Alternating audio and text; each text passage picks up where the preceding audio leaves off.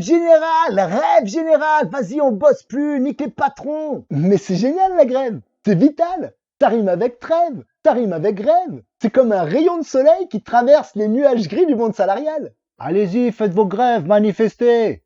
Sans moi, ça pue le halouf à vos manifs. La grève, c'est pas trop mon truc, ça j'avoue. Mais bon, parfois obligé. La grève, pratique bolchevique, invention juive, mais si. Ah, bah tu parles à un spécialiste. Je suis né en grève. Ah mais c'est presque vrai, hein. Parce que mes parents se sont rencontrés sur un piquet de grève en 36. Alors là non. Alors là non, je ne supporte pas. Non mais déjà ça pue les jours de grève. Non mais faut le dire, ça pue. Je ne supporte pas l'odeur de la saucisse. Quand je me retrouve à République, que je sens l'odeur des saucisses grillées et de la fumée, je revis. Et puis retrouver les copains, chanter à tue-tête, jouer du djembé. Qui sont les militants anarcho-syndicaux qui montent la tête des ouvriers? Qui les poussent à la barricade et vont se planquer bien au chaud? La grève, c'est l'unique moyen de lutter, de sortir radicalement et immédiatement de l'oppression patronale. C'est le beauf, ça, non? Ah, nous, on est venus pour taffer, t'as vu? Ouais, si, des fois, on vient pour taper des petits, voler des portables. La routine, quoi. Tous les moyens sont bons pour mater une grève. Les immigrés sont des jaunes, c'est leur nature, leur rôle économique. On les a fait venir pour saper le combat prolétaire. C'est l'alme du pauvre, ça aussi. Si les ouvriers entrent en grève et sont prêts à rester en grève, c'est qu'ils ne peuvent plus endurer. Le peuple est un lion endormi. Il ne faut pas sous-estimer sa force. Ah, regardez les gilets jaunes. Ah, le lion s'est réveillé. Enfin, le coq. Ces derniers temps, ça a été vachement intensif au niveau de la lutte sociale. Et puis les gilets jaunes, ça a été un grand moment de convergence de toutes ces luttes. On lâche rien. Les gilets jaunes, bah c'est une belle bande de beaufs, la vérité. Non, mais regardez comment ils sont sapés, leur coiffure, maman. C'est quoi? C'est les années 80, 90? Oh, faut aller chez Jean-Louis David, hein. Non mais vous les avez vus les gilets jaunes? C'est un peu les bidochons quand même, hein. Ils font pitié. Mais ouais, gilets jaunes. Enfin, gilets noirs surtout. Mais je pensais pas revoir ça de mon vivant. C'est formidable, ça bouge. Mais attention, hein. Tout ce qui bouge n'est pas rouge. Écoutez, la voiture est l'un des derniers espaces de liberté du peuple. Et cet espace est déjà constamment contraint. Dans les grandes villes, à cause du délire écologiste, on rend la vie des gens infernale. On interdit le diesel, et ensuite toutes les voitures en ville. Alors le carburant, oui, le carburant, ce fut la goutte d'eau qui fit déborder le vase. Moi, je suis pour tous les mouvements de colère populaire. Les ouvriers français qui se mobilisent, c'est réjouissant, regardez les gilets jaunes. Ah, des blancs qui se rassemblent, ça fait peur aux nègres et aux bicots qui montrent leur vrai visage. Aucun intérêt pour le bien public, de parfaits parasites agressifs. Moi, les gilets jaunes, je m'en bats les reins, j'ai pas aimé. Ah, le samedi, je veux bouger en wagon, y a pas moyen qu'on me bloque. Ouais, ben ils ont pas intérêt à m'empêcher de rouler au rond-point, là, c'est guerre. Ils sont gentils les beaufs, mais on m'arrête pas, moi, je suis comme Benalla. Non, mais c'est vrai, quoi, les gilets jaunes. Non, mais on a vraiment touché le fond, là, avec ça, les gilets jaunes. Non, mais c'est pathétique. La terre se meurt, les gens fuient la misère. Non, mais ils se plaignent pour quelques centimes d'augmentation du carburant. Pour pouvoir polluer tranquillement avec leur diesel. Non, mais on est où, là? On est où? Non, mais heureusement qu'on a encore le droit de manifester, hein. Les gilets jaunes, faut rien lâcher, hein. Cette fois, c'est la bonne. Putain, j'attends ça depuis que je suis né. Quand je vois tous les lâches qui ferment leur gueule, qui se sont gênés du soulèvement, mais ça me rend ouf. Putain, on reconnaît les vrais, hein. Mais il y a vraiment des faux gars, c'est ouf. Bon, je suis un contestataire professionnel, j'en conviens. Je suis de tous les combats.